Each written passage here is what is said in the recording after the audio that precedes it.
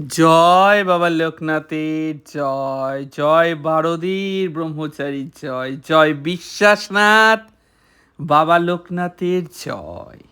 দাদা নমস্কার। হ্যাঁ নমস্কার। অধমের নাম সঞ্জয় ঘোষ, পশ্চিম মেদিনীপুর থেকে লিখছি। পশ্চিম মেদিনীপুর থেকে লিখছি। আচ্ছা, বাবা লোকনাথের কৃপার তো কোনো অন্ত নেই দাদা। মাঝে মাঝে মনে হয় আমার বাবা ছাড়া নিজের তো কোনো অস্তিত্বই নেই।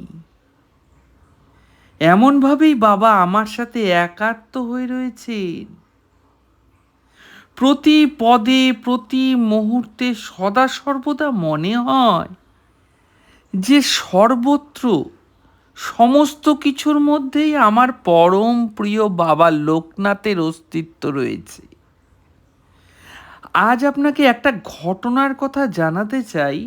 অবশ্য তার আগে এই ব্যাপারে আপনাকে কিছু বলে নিতে চাই। আমি না যত দিন যাচ্ছে কেমন যেন বাবাময় হয়ে উঠছি। মানে দাদা, যখনই একা থাকি শুধুমাত্র বাবার কথাই মনে আসে।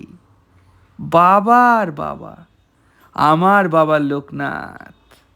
আর তখন মন আমার কেমন যেন হয়ে যায়, সে কথা বলে বোঝানো যাবে না। অদ্ভুত এক রহস্যময় অনুভব। যদিও এই অনুভবের কথা আজ পর্যন্ত আমি কারো সাথে শেয়ার পর্যন্ত করিনি, আপনাকেই প্রথম জানাচ্ছি। এবার চলে আসি মূল ঘটনাতে, যেটা জানানোর জন্যই আপনাকে আজ এই লেখা। এই যে আপনাকে একটু আগেই বললাম রহস্যময় এক অনুভবের কথা, এই অনুভবটি যখন আমার হয় তখন আমি যেন একটা ঘোরের মধ্যে চলে যাই এবং আমার অজান্তেই আমি অনেককে অনেক কথা বলে ফেলি, যেটা আমি পরে বুঝতে পারি যে আমি অলরেডি বলে দিয়েছি তাকে। এবার হয়েছে কি, লোকে তো আর বোঝে না যে আমার সবসময় সেই রহস্যময় অনুভবটা থাকে না। ফলে অন্যান্য সময় যদি কেউ কিছু জিজ্ঞেস করে তখন আর সঠিক উত্তর দিতে পারি না আমি সেই বিষয় নিয়ে। অথচ তারা ভাবে হয়তো আমি ইচ্ছে করে তাদের উত্তর দিচ্ছি না, বা সুকৌশলে তাদের সেই ব্যাপারটি এড়িয়ে যাচ্ছি।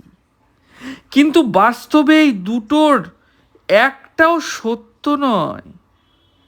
তবে একটা ব্যাপার আমি ইতিমধ্যেই বুঝতে পেরে গেছি, সেটা হলো সেই রহস্যময় অনুভবের সময় আমি যেসব কথা বলি সেগুলো অনেকটাই আমার পরমারাধ্য বাবা লোকনাথের মুখনিসৃত কথা বলে অনেকেরই মনে হয়।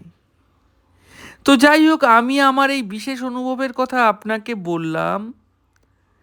আপনি এই বিষয়ে ভিডিও করবেন কি না করবেন, অন্তত আমাকে আপনার এই